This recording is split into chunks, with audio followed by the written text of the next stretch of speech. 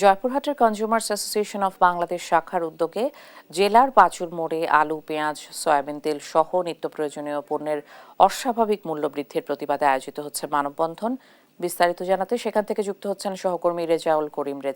রেজা, সেখানকার বর্তমান পরিস্থিতি কি আমাদের বিস্তারিত জানাবেন? আমি এখন দাঁড়িয়ে আছি পাঁচুর মোড় এলাকায়।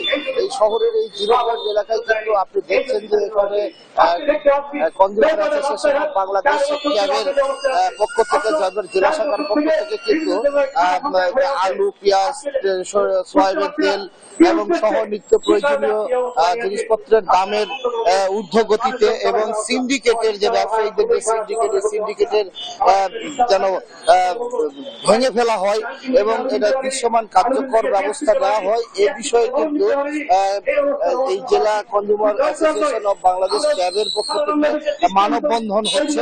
তাই মানববন্ধনটি 1 ঘন্টা আগে থেকে শুরু হয়েছে, এখনো চলছে। তো এখানে আপনারা শুনছেন যে তারা কিন্তু বিভিন্ন নাগরিকরা এখানে কিন্তু সমবেত হয়ে তারা বক্তব্য দিচ্ছেন। আমি এখানকার ক্যাবের যে সভাপতি, তার সঙ্গে একটু জানতে চাইবো যে আপনারা তো কাজ করছেন অনেক দিন থেকেই এই বাজার নিয়ন্ত্রণের ব্যাপারে, কিন্তু কতটুকু সাড়া পেয়েছেন এবং কেন আজকে এই রাস্তায় শহরে দাঁড়িয়েছেন আপনারা? বিসমিল্লাহির রহমানির রহিম। আমরা ক্যাবের পক্ষ থেকে আজকে যে মানববন্ধনটা করছি, আমাদের 64টা জেলায় কেন্দ্রীয় সিদ্ধান্ত মোতাবেক ভোক্তাদের অধিকার নিশ্চিত করার জন্য আজকে আমাদের এই মানববন্ধন প্রায় জেলায় শুরু হচ্ছে। আজকে জয়পুরহাটে আমরা বাজার মনিটরিং করতে যাই, দেখি বাজার আমার আছে এবং আমিও একজন টাস্কফোর্সের সদস্য হিসাবে বাজার মনিটরিং এ যাই।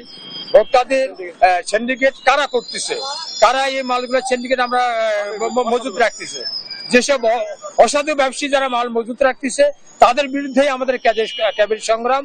কারণ এই অসাধু সিন্ডিকেট ব্যবসায়ীদের এই সিন্ডিকেট যদি আমরা ভাঙতে না পারি তাহলে আমরা সেখানে আমরা কষ্ট পাবো। এই জন্য জেলা প্রশাসনকে সাথে নিয়ে এবং জেলা প্রশাসন প্রচুর কাজ করছে এবং আমাদের। ধন্যবাদ আপনাকে। তো একটা বিষয় আমি জানিয়ে রাখি যে জয়পুরহাটের সাধারণ মানুষ কিন্তু এই ভোক্তারা কিন্তু এই আলু উৎপাদনের জেলা জয়পুরহাটে কিন্তু 75 থেকে 80 টাকা আলু কিনতে হচ্ছে। সব জিনিস, সরষের তেল, সোয়াবিন তেল, সব জিনিসের দামই কিন্তু ঊর্ধ্বগতি। এই জন্যই কিন্তু সাধারণ মানুষ কিন্তু আজকের এই মানববন্ধনে সমবেত হয়েছেন।